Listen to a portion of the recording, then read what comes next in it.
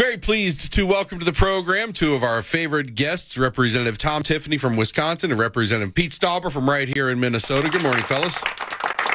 Good morning. Great to be with you.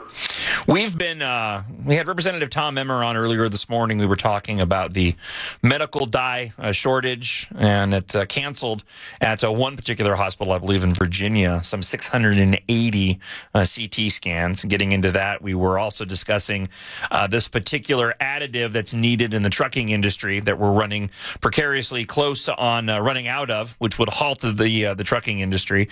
And this comes on top of the, the skyrocketing diesel prices. And this additive goes for diesel vehicles, so it's not just truckers, but construction equipment and anything that runs on diesel. We're talking about farmers as well. Representative Tiffany, we'll start with you, and then Representative Pete Stauber will go to you as well. I think the biggest question I have, and I know we hear from the listener too, is looking ahead, looking to the midterms, and potentially these huge wins by Republicans. What can we do? If Republicans get control, what can we do to try to right the ship, or to at least, maybe that isn't the right wording, maybe to stop the ship from sinking, because that's what it feels like for a lot of us right now. Yeah, that's be the first thing. First rule of holes is stop digging, and that's the first thing that we'll attempt to do. But I can tell you I'm committed to advancing legislation to President Biden to turn around what is very unserious energy policies, natural resources policies here in the United States. I mean, here's a headline from yesterday. Much of Midwest at risk of summer blackouts. What's happened is we are taking the California model of intermittent power, and we've brought it now to the rest of the country, and we're all going to pay a price for it. And so we have to advance policies that are pro-energy in all of its forms, send it to President Biden, and say to him, are you going to help the American people or not? Pete Stauber, you want to add to that as well? Yeah, absolutely. It's a great question. What we need to do is we need to put the American worker first, and let's lead the world in energy independence and mining dominance. Energy is so important, and this administration will not allow energy production in this country. They're not allowing permits to drill for oil and gas. They're taking Anwar, Alaska off the grid. They're removing the ability to produce gas in the Gulf of Mexico. This is really, really unacceptable. And what's happening is we're seeing $5 a gas in Minnesota.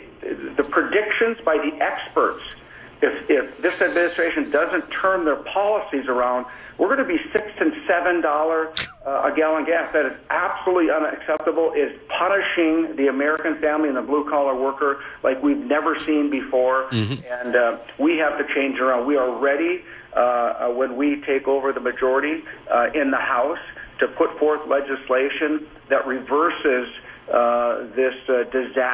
these disastrous policies coming out of this administration. And is it not true? Correct me if I'm wrong here, but from what I've been able to read and gather, despite the embargoes on Russian energy, on Russian gas, and all these things, the policies that the Biden administration are operating under, and the inability to expand our energy independence here in the United States, all of this is benefiting Putin, even with all of the embargoes and restrictions placed on Russian products. Because what's happening is, the fact that we're not producing the gas and energy that we need in this country is causing shortages. It's causing increased prices around the world, and it's created a market for Russian oil and Russian gas that was that is far more lucrative than it was, say, a year ago.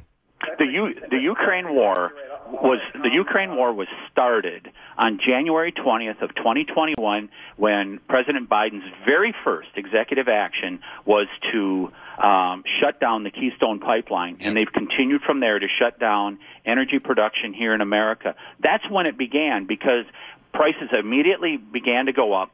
Putin was able to fund his war machine. That's why it's so important for us to be energy independent, get that price down from $100 a barrel. And by the way, it does not appear the Biden administration is going to reverse course. If you saw yesterday, his climate czar, John Kerry, said, no, the answer is not more drilling. We have to send a clear message. when we take the majority back, we have to send a clear message that we are going to be energy independent and send bill after bill to the president. And by the way, all those listeners in the Twin Cities area, how you make this happen is you send congressional representatives that are listening to you on this issue. And if I may add to it, it wasn't just a few years ago, a barrel of oil was $40. Putin's now selling it for $120 to those our European allies that are dependent on Russian oil, unfortunately. And remember, Joe Biden's going over to Saudi Arabia and Venezuela to beg those authoritarians to produce more gas. He is flying to Saudi Arabia and Venezuela to beg those elected leaders to produce more gas. And it's a slap in the face to the American worker when we produce gas with the least amount of carbon emissions, like 40% cleaner than anybody. And Joe Biden will not let unleash the American worker, and it's just simply unacceptable. Pete Stauber, we'll start with you, and then we'll go to Representative Tom Tiffany. Do you think this is how much of this is just ignorance in your mind, and how much of this is by design? And maybe in the grand scheme of things, it doesn't matter. We've got to win elections. We need to make sure that we've got individuals, like yourselves, that can go and start making better decisions. But I'm just curious to get your thoughts on whether or not you think this is just incompetence, or if this is being, because a lot of people feel like this is being done intentionally. And again, Representative Pete Stauber, we'll start with you. When you look at the decisions that this president and this administration have made that are devastating to the American worker, our economy, look at what's happening with inflation and all the price hikes that we're all paying more for everything. I mean, inflation 8.5%, and we think it's lagging behind. It's going to be higher than that. When we look at the decisions, these are self-imposed crises that are devastating. We can't think of any other rational reason why this administration is doing this to the American people other than it's intentional. I know that people are flabbergasted by this, but it is willful. And all you have to do is look at the John Kerry quote from yesterday. No more drilling in America. That is not what the answer should be. As Pete said, you're going to go, the president's going to go over and beg the Saudis to drill more oil when we have it right here in America. All these things that are being done, denying permits, taking the Securities and Exchange Commission and weaponizing it so lending firms will not give money to companies that drill for oil. I mean, it's willful, and it's unfortunate that we have to say that, but that is the Biden administration. It's intentional. People look back on the 90s, and one of the sort of key political moments in the 90s was when the Republicans took the House during Bill Clinton's first term, and it ended up Bill Clinton ended up pivoting significantly and dropping a lot of the things that he had advocated for, and working with the Republican Congress to get things done led to a brief period of an economic boom.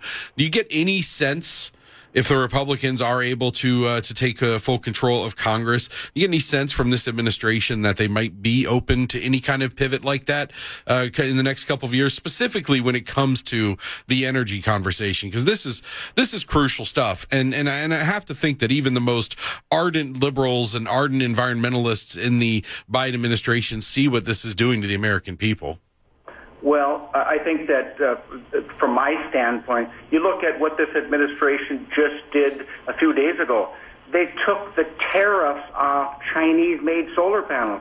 We have private investors in our country ready, able, and willing, to use the solar panels that are manufactured and made in the United States. They just took the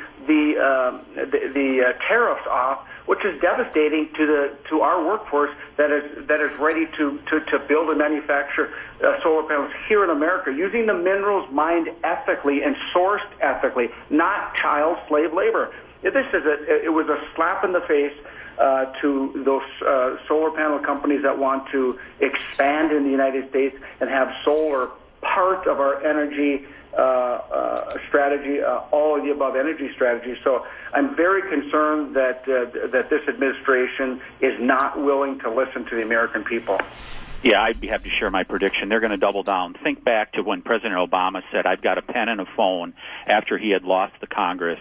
This is ideological. They want to transform America. They do not like the American way of life that has existed for over 200 years of freedom, progress, opportunity, where the federal government takes a light touch, that it isn't overbearing. They don't believe in any of that stuff. I predict they're going to double down, and unfortunately, it is going to take a new president, I believe, to make this stuff happen.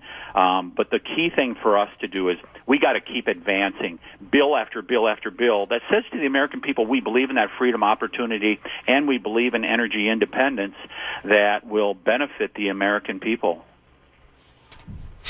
Representative Pete Stauber, Tom, Tiffany, thank you so much, guys, for the time this morning. It's always great talking with you, and looking forward. Those elections cannot get here fast enough, because I don't know how much more the American public can take at this point in time, man. Thank you. Take care, guys. Thank you so much.